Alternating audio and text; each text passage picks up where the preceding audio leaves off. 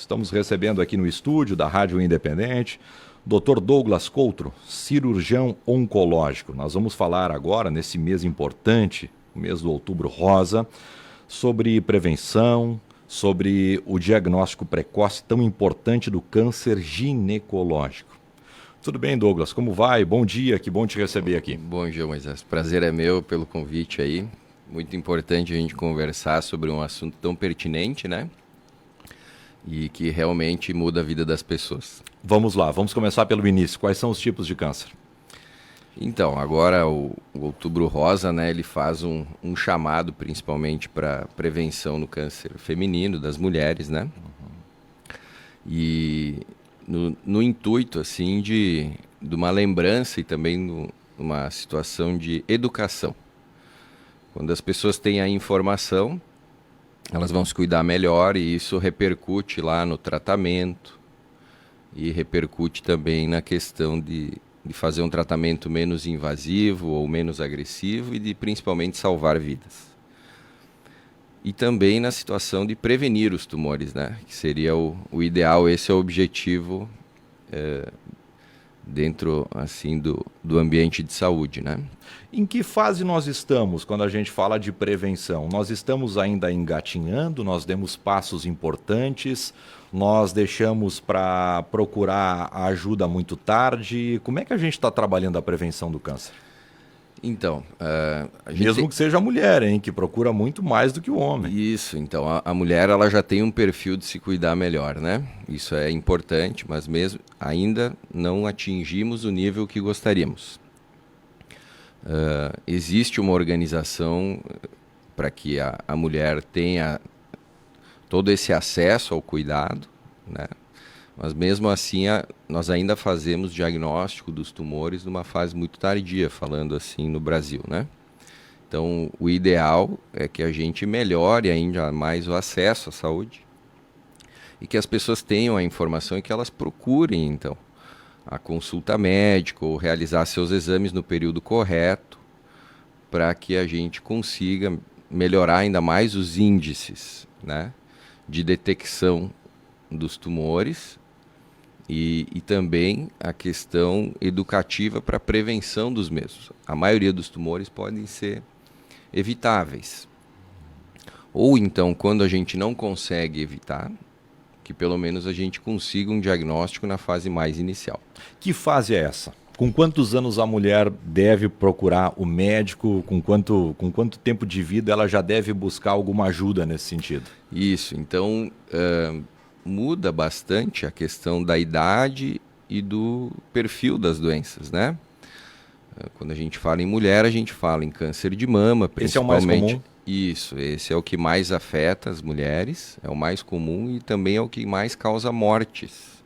Por isso, tamanha a importância na prevenção do câncer de mama. O câncer ginecológico em si também tem o câncer do colo do útero, que é muito prevalente, que afeta mulheres mais jovens, inclusive. Também tem o câncer da vulva, que é a parte mais externa, e o câncer da vagina. Tudo isso precisa ser analisado, né? Então, a importância da mulher procurar atenção à saúde, ginecologista, consulta com a enfermeira, com o médico mesmo da unidade básica de saúde, para que evite essas situações e entre nesse programa preventivo. Por quê? Tu me perguntou da idade ou dos tipos de tumores, né? Vamos pensar no colo do útero, né? A mulher não enxerga o colo do útero, ele é interno.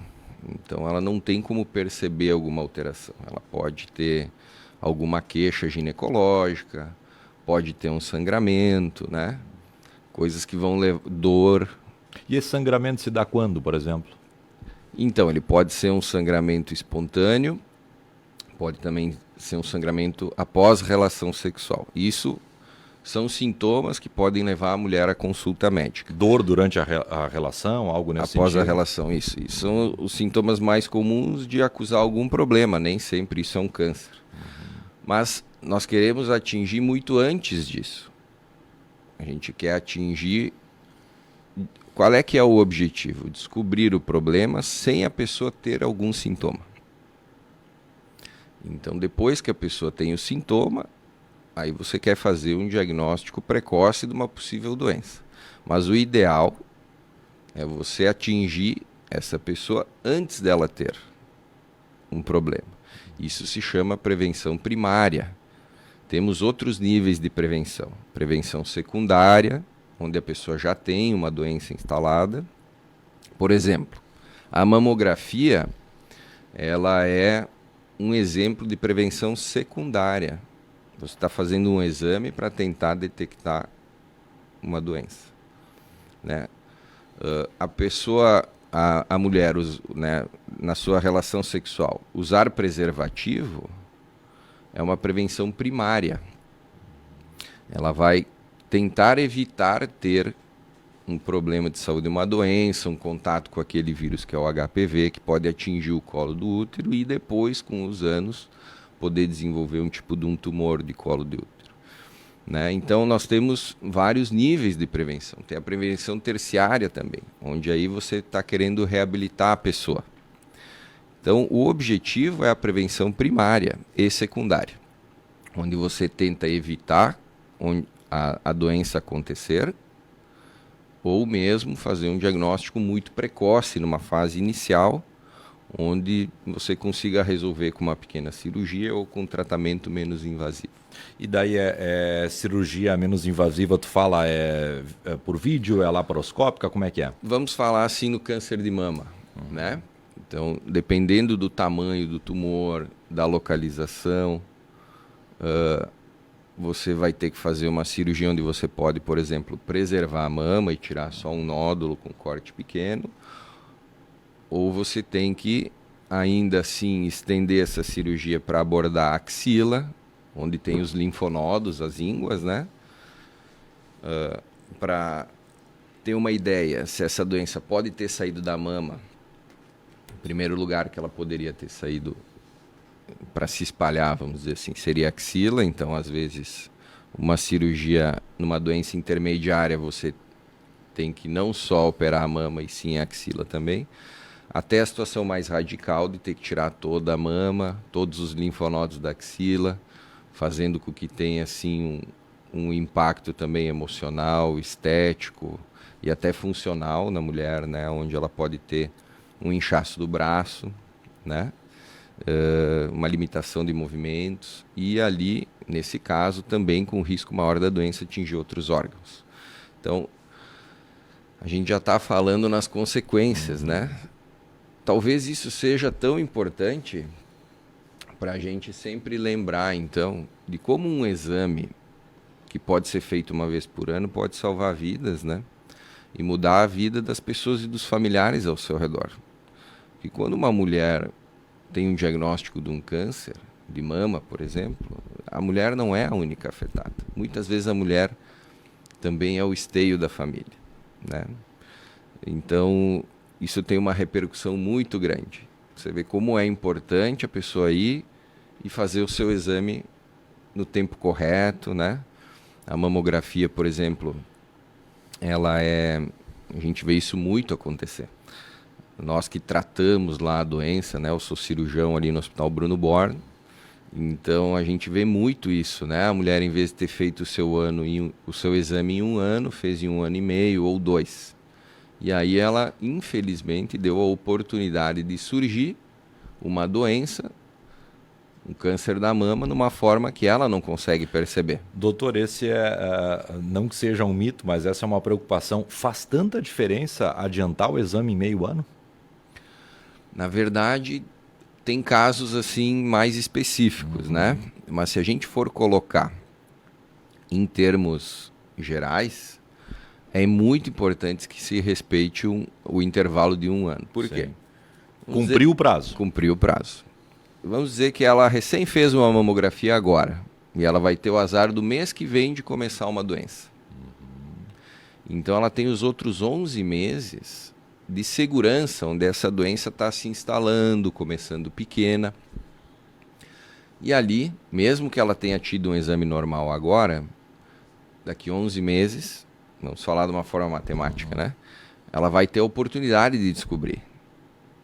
E esse é um período de segurança onde ele ainda está dormindo ou crescendo muito devagar, ou ainda ele é muito pequeno, vai ser descoberto na fase ideal para ser tratado, com chance de cura de 100%.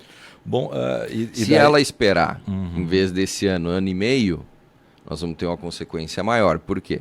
Quando o tumor ele se instala, ele começa a crescer cada vez mais rápido. Muitas vezes a mulher não vai conseguir se tocar e perceber esse nódulo. Então o exame ele tem justamente esse objetivo. Ah, doutor, mas aí então o senhor está falando que não adianta nada a mulher se tocar, fazer o autoexame. Não é isso. É muito importante. A mulher aprender a fazer o seu autoexame da mama todo mês muda também, porque se ela perceber uma diferença, ela vai procurar consulta médica. Mas a detecção do nódulo pela mulher, ela tem uma baixa eficiência. A eficiência maior é da mamografia. E, eventualmente, da ecografia, quando também for indicada para a pessoa. Quando a gente fala em estágios e quando a gente fala principalmente na chance de cura, né? Ou na possibilidade de cura, tu cita agora que a chance de cura é de 100% quando tu descobre num estágio bastante inicial. Isso também é importante. Quais são os estágios da doença? E, por exemplo, descobrir no estágio 1 ou no estágio inicial a chance de cura, tem como dar esse percentual para a nossa audiência, para quem está nos acompanhando agora? Tem sim. De forma geral, vamos classificar todos os tumores de um estágio de 1 a 4, certo? Seja ele de pulmão, do abdômen, do estômago, da mama. Assim é uma classificação geral, né? Não confundir com o resultado de exames, porque muitas vezes a pessoa vai lá e olha um exame e tem um número 4 e ela acha que já está morrendo. Não é isso, né? Então, a informação ela é importante, mas ela tem que ser também bem analisada. E as pessoas se assustam muito com essas situações, né? Às vezes ela vai lá e olha no exame um resultado e já acha que é uma coisa muito pior do que está acontecendo. Ou que, na verdade, às vezes nem é uma questão de tumor. Mas o estágio inicial é o estágio 1, e ele tem um percentual de cura de praticamente 100%. Quando a gente vai para o estágio 2, a doença sai do seu local, ou é um tumor grande no local, que ainda não espalhou. Em termos gerais é isso. No estágio 3... E qual é a chance de cura daí no estágio 2? Qual é o percentual aí, mais ou aí menos? Tu vai para 80%, 85%. No estágio 3, então no estágio 1 você pode fazer uma cirurgia pequena, por exemplo. Ou complementar com uma radioterapia, falando do câncer de mama. No estágio 2, você vai fazer uma cirurgia um pouco mais agressiva. Talvez você tenha que usar todas as modalidades de tratamento, porque ainda é um tumor muito curável, mas talvez a pessoa tenha que fazer a cirurgia, a quimioterapia, a radioterapia. No estágio 3, o tumor ele já saiu do seu local, que é a mama, já foi para os linfonodos da axila. Então tem uma doença que saiu do seu local, mas ela não espalhou para todo o corpo. Então ali você com certeza vai precisar de uma cirurgia mais radical e vai precisar de mais tempo, quimioterapia mais forte, possivelmente radioterapia também, que são as modalidades de tratamento do câncer de mama. Chance de cura no estágio 3? Aí você fica em torno de 60%. Mas as variações são muitas, né? Às vezes você vai ter por características muito particulares, peculiares do tipo do tumor da pessoa, e isso, hoje nós temos acesso a excelentes exames, né? A gente consegue fazer um tratamento muito personalizado. 2 pessoas que estão no estágio 2, por exemplo, ou 3, elas podem ter respostas muito diferentes, inclusive para melhor, dependendo, vamos dizer, da parte biológica, qual o tipo do tumor que está ali. Então, mas em termos gerais isso. E o estágio 4, então essa doença já espalhou para outros órgãos, pulmão, fígado, ossos, e aí aí virtualmente você não tem chance de cura, você vai controlar a doença até determinada etapa. Para o câncer de mama, tanto por esse apelo na mulher, né, acredito, e também pela prevalência dele ser um câncer que ocorre muito e também por ter um alto índice de mortalidade nas mulheres, a medicina evoluiu muito nesses casos mesmo mais avançados. Então tem muita opção de tratamento. Tem mulheres que vivem muito bem, com excelente qualidade de vida, 6, 8, 10 anos após ter um tratamento de um câncer de mama, mesmo com doença nos ossos, por exemplo. E assim a gente vai evoluindo nesse sentido, mas a gente começa a falar de situações mais complicadas para lembrar o quanto é importante a mulher fazer a mamografia no período correto. Evitaria todo esse transtorno, muda a vida das pessoas realmente. Eu tenho a oportunidade de conviver com essas pessoas diariamente. E cada dia eu aprendo mais. Para mim é uma honra poder entrar na vida das pessoas e participar. Porque a gente vai aprendendo com elas. Incrível a superação que ocorre. Incrível também algumas pessoas dizerem que aquilo, em determinado momento, mudou a vida delas e até para aspectos melhores. Mas se a gente conseguir fazer os exames na época certa, a gente evita isso. E do ponto de vista econômico, como saúde, também é muito mais barato, né? O tratamento do câncer é um tratamento muito caro. Então não é nem pela questão do dinheiro, mas sim a gente também, como organização de saúde, tem que pensar em otimizar os recursos. Se todo mundo fizesse os exames na época certa, nós teríamos menos tumor, menos mortes e melhor qualidade de vida. E é isso que a gente quer ter uma vida boa com a família e ficar tranquilo que está com os exames em dia e ser feliz. Então, muito importante esse momento da gente conversar, porque, de alguma maneira, na nossa conversa, se uma pessoa em casa se deu conta que precisa ir no médico ou vai fazer o seu exame, a gente ganhou a nossa semana, ou o nosso mês. Já cumprimos o papel. Cumprimos o papel. A informação, você lida com a informação, né? Ela tem esse poder. Ela faz a pessoa se cuidar melhor. A informação salva. Hoje, é verdade, ela salva vidas. A gente sabe que no mês... Tu vê como essa campanha é tão importante. O Outubro Rosa faz o índice de mamografia subir em 20%, para você ter uma ideia. Isso é fantástico, pelo simples fato das pessoas passarem na rua e olharem uma propaganda, escutarem no rádio, comentarem. Porque lá no dia a dia, não é é verdade que as pessoas que têm menos recurso econômico, têm menos acesso à saúde, têm doenças mais graves. Mas a realidade ocorre para todos os níveis econômicos ou até mesmo níveis de escolaridade, porque a pessoa é um ser humano. Às vezes a mulher vai lá, toca o nódulo e não quer acreditar que aquilo está acontecendo. Quer esconder, tem vergonha de falar para a filha, ou para a família, ou para uma amiga, ou para o marido mesmo. Tem a preocupação de não estar incomodando, ou de não querer trazer um transtorno. Ou muitas vezes, já escutei muitas histórias, eu estava numa época que eu precisava cuidar do meu pai e da minha mãe, e deixei para fazer esse exame adiante, não cuidei de mim. Então, a gente escuta isso todos os dias. E, infelizmente, lá no hospital onde a gente atende o serviço do SUS, que por sinal se atende bem, com qualidade, as pessoas são bem tratadas, a gente tem uma região excelente aqui, o trabalho é muito bom comparado até mesmo com outros lugares do país, mas a gente tem muito para evoluir. A gente ainda pega a maioria do diagnóstico no estadio 3.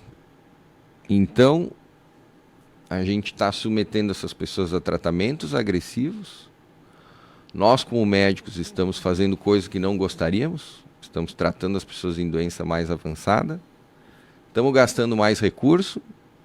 e estamos curando menos as pessoas. A gente está falando de uma diferença de 100 no estágio 1 para 60, né, no estágio 3. Doutor, tu consegue ficar mais uns 10 minutos com a gente aqui para Claro. gente... A gente vai para o intervalo agora, tem notícias também, e depois eu quero falar sobre os fatores de risco. É importante a gente falar porque eu acho que não mudou muito nesses últimos anos aí, em relação aos fatores de risco. Importante a gente falar sobre isso também, principalmente ainda tratando sobre a prevenção. Nós estamos recebendo aqui o Dr. Douglas Coutro, cirurgião oncológico. A gente faz uma pausa e volta na sequência com o panorama. Jacir Cohen, excelente médico, atendeu minha esposa Marisa, já há mais de um ano em tratamento com ele, nota 100, é o que está falando aqui para ti, Douglas. Olha só, o pessoal te elogiando aqui, participando e mandando recado aqui para a nossa programação. Parabéns ao Dr. Douglas, ele fez uma cirurgia de úlcera há 9 anos atrás. E ele disse que ele quase morreu aqui, foi salvo pelo Douglas. Excelente profissional. Obrigado, doutor, é o que está falando aqui o nosso ouvinte. Deixa eu ver, tem mais um aqui, fazendo uma pergunta. O Roberto está perguntando aqui, tudo também não depende do tipo de câncer? Sim. O doutor estava dissertando aqui, explicando, né, em relação a isso, é importante. Deixa eu ver quem mais. Glaci Mantovani. O doutor Douglas é um excelente médico. Meu pai sempre, ou já fez várias cirurgias com ele. E daí está falando aqui que infelizmente ele morreu depois com 85 anos, mas está elogiando aqui o Douglas também. A Mantovani aqui que interage com a gente, está participando nessa manhã. A Glaci que está interagindo. Deixa eu ver quem mais. Um abraço para o Dr. Douglas, grande profissional. Já fiz cirurgia com ele, nossa família tem muita admiração.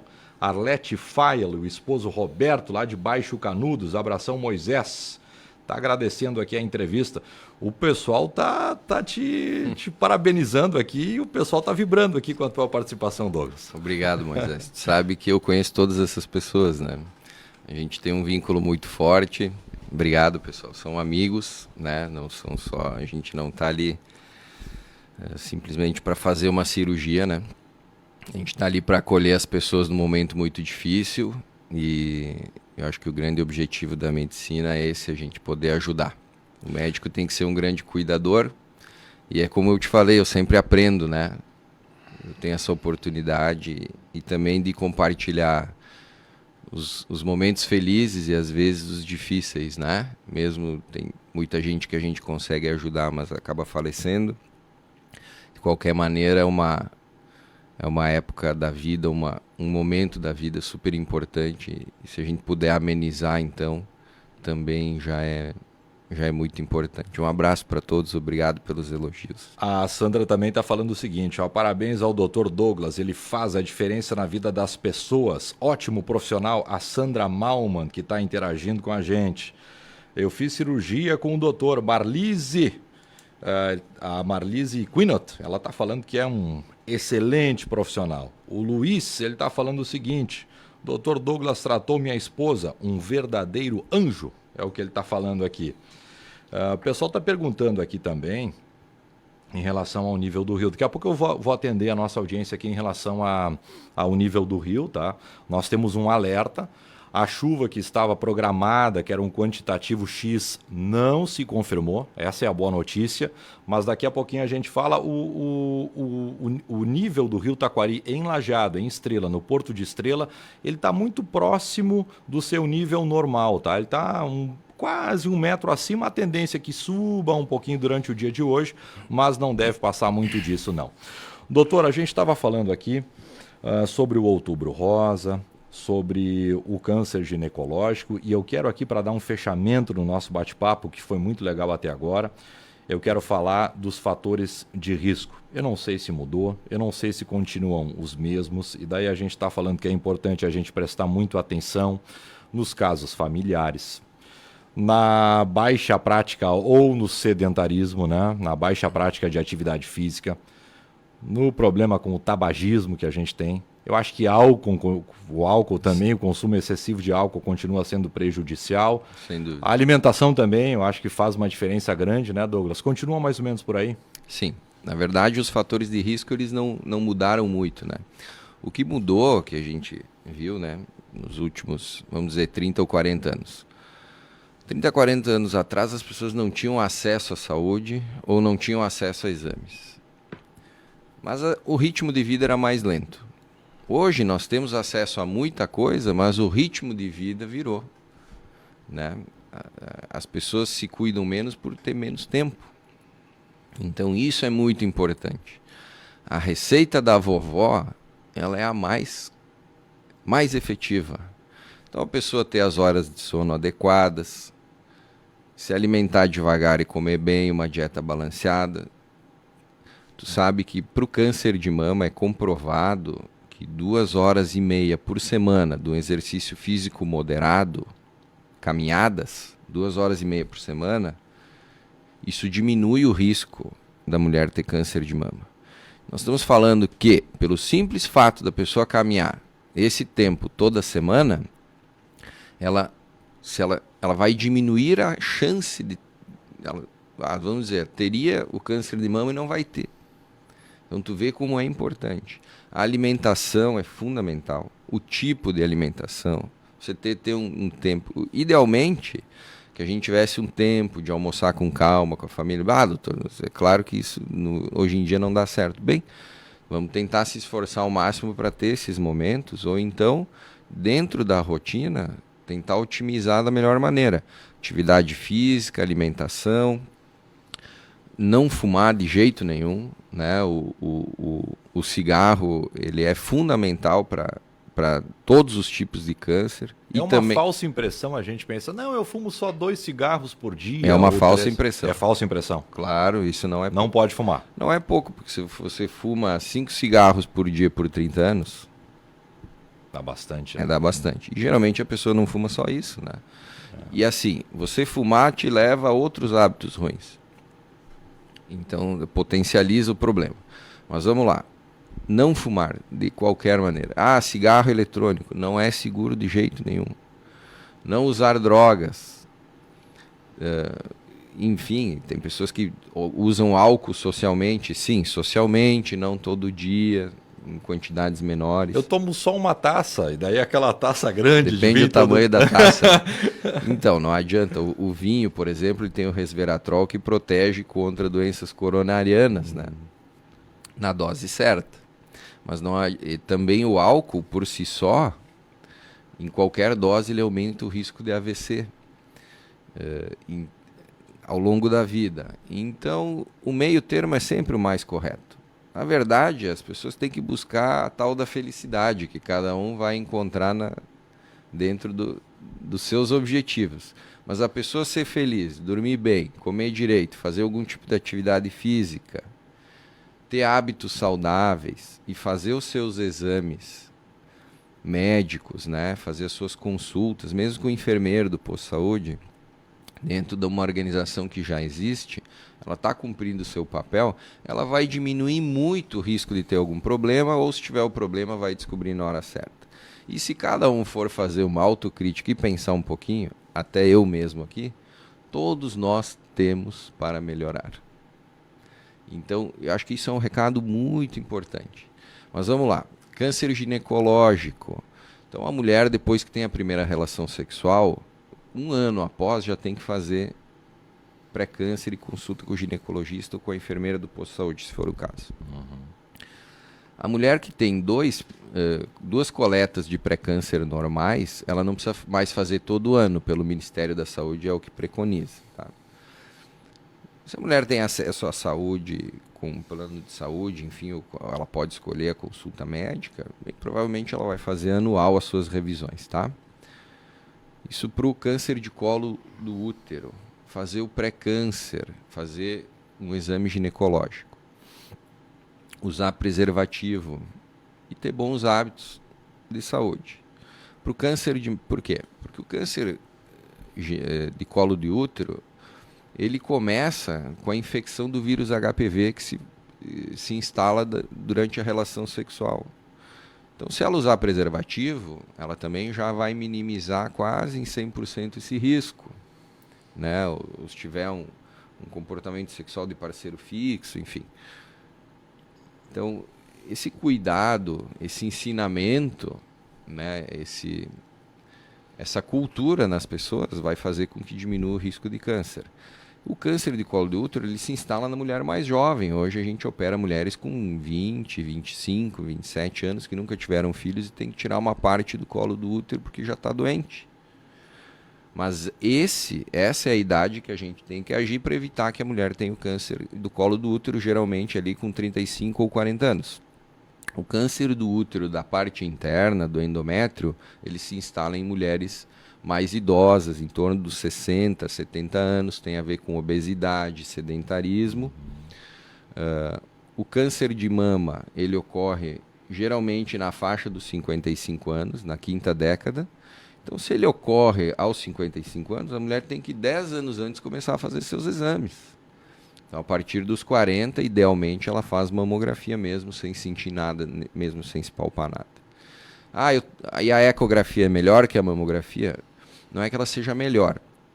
Ela enxerga a mama de uma forma diferente. Então, o médico escolhe se a ressonância é melhor para ela, que nem sempre é o caso. Fazer a mamografia salva vidas. Então, me dói a mama, me aperta a mama, eu tenho medo. Olha, pessoal, façam a mamografia direitinho, que vale a pena. Isso salva vidas. E isso faz toda a diferença. Ter bons hábitos de saúde. Câncer de vulva e de vagina também se vê no exame ginecológico e através do pré-câncer, mais ou menos na quinta ou sexta década. Doutor, eu quero te agradecer aqui. Não para, o pessoal está ligando aqui para a rádio também. A audiência está boa, né? Sempre esteve, mas hoje está melhor, eu acho que no feriado. O Celesto e a Maria, eles falam que foram teus pacientes aqui. Lembro bem deles, um abraço. Eles estão super bem, eles mandaram aqui para ti um recado e eles deixaram bem claro que tu salvou a vida deles aqui. É o Celesto. É, o Celesto. O Licério Scheibel, de Cruzeiro do Sul, parabeniza o Dr. Douglas, grande profissional. Ele disse que ele fez uma cirurgia há cerca de 10 anos. Um anjo na minha vida, o doutor, é o que está falando aqui, o Scheibel, lá de Cruzeiro do Sul. Quem mais está participando? O Geraldo Ribar fez uma pergunta, o doutor já respondeu, né, em relação à idade. Ele está falando aqui também, parabenizando. O Inácio José Renz, nota 100 para o doutor. Ele disse que ele fez uma cirurgia séria também, está te parabenizando aqui. Doutor Douglas, muito obrigado pela tua presença aqui no Panorama. Infelizmente, gente, eu não vou conseguir atender todo mundo aqui que está fazendo pergunta, tá? A gente até pode marcar um novo bate-papo, uma nova conversa daqui para frente, até para que tu volte mais vezes aqui no Panorama para a gente interagir mais e falar sobre esse assunto que é tão importante. Bom feriado. Tem filhos? Tenho 2 filhas.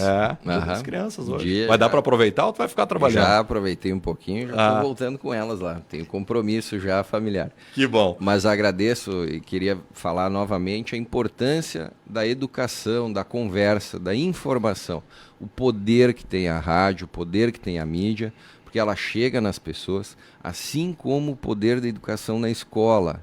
Se a pessoa tem informação, ela vai se cuidar melhor, vai procurar o serviço de saúde na hora certa. E a gente fica à disposição aí. Fico muito feliz aí, um abraço a todos. Valeu, muito obrigado. Dr. Douglas Coutro, nosso convidado de hoje aqui na programação do Panorama.